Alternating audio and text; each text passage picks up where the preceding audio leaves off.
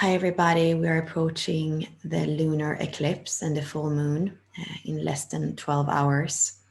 And this is a powerful event. I'm going to share with you my screen so that you can see really on the sky how it looks. So we have the sun here in the 20th hexagram in Gemini. It's going to be in line 6, opposing the 34, where we see the earth and the moon.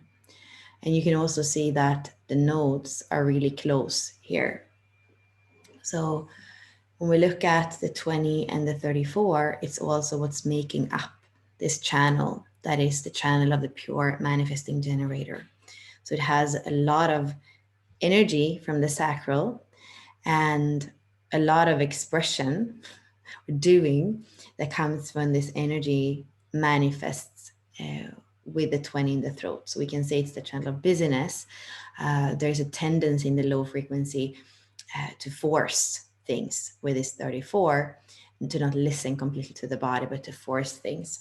And then the 20 can be kind of superficial. It's doing without a real purpose. So that's been an energy that we've had for the last 5 days in this transit. And that's where we have the lunar eclipse, the full moon happening tomorrow. And when I look at the astrological wheel or the mandala, I do see that we have the south node and the moon here in Sagittarius. And Sagittarius is ruled by Jupiter. It has to do with expansion, with idealism, with many different truths, with education. And it's that feeling of like all is possible. That's what the idealism comes from as well. And then in Gemini, we have more logic. It's more about communication and understanding and the truth, you know, going to the bottom of things, learning enough so that we can see that truth. It's versatile and it's on an everyday basis, learning, interacting. And it feels like with the North Node here, with the Sun, here with Mars and Mercury, really that it is a focus on this Gemini, on being the messenger for truth. And also we know that Mercury is which is ruling the sign, is moving through the chart really fast. So it is the messenger that knows enough because it's gone around the wheel so that it can kind of speak the truth of all the planets, or see the truth of all the planets in a way. And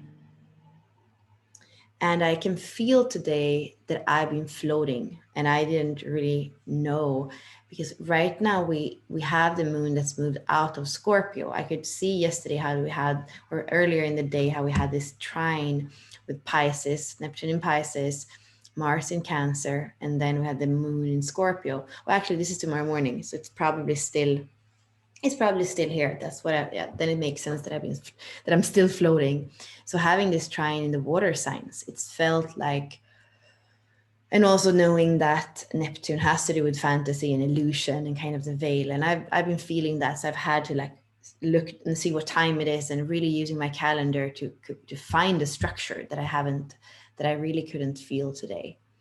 And it felt, for me at least, like the Scorpio moon was more powerful yesterday. Maybe because my own moon is the 28th and I was born in the full moon of the 28th. So as we moved on in Scorpio, it felt a little bit easier for me.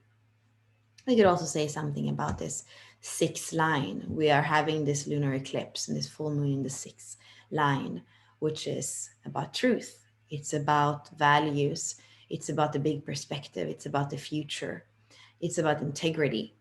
And on the shadow side, it has to do with resigning, maybe looking at the world and looking at all people that are just running around in fear or in busyness or in distraction, and feeling like there's no solution. This is never going to end. And then not completely wanting to be in the world, not wanting to dip your toe into it. And then I would say that with all these Gemini gates, Gemini is never still. It's always interacting, it's always communicating, it's always curious, and it's always playful. So it's really showing us that it is about not resigning from life, not giving up, also not go into some kind of pride that you are better than or you know more than, so then you can judge. That's also what that sixth line can do sometimes. It feels like it has a better perspective, a higher perspective, and then it gives itself the right to think that everybody else is less than. So savor those last hours that we are in this 20th hexagram that is all about presence, about an inner self assurance, about right action, and really an anchoring in the now. And see if you can feel into the 34 much more like an inner malleable strength, something that's always with you, that is connected to your vital force, and that is making, in a way, that's naturally making the decision to using that vital force for something constructive, for something regenerating. We have again this manifesting generator theme going on. So are you using your energy to regenerate, to build in the world, or are you using it forcing, so that you're both depleting yourself and maybe investing in things that are not going to build anything greater. So that's the little update today for what's to come the next 24 hours. Thank you.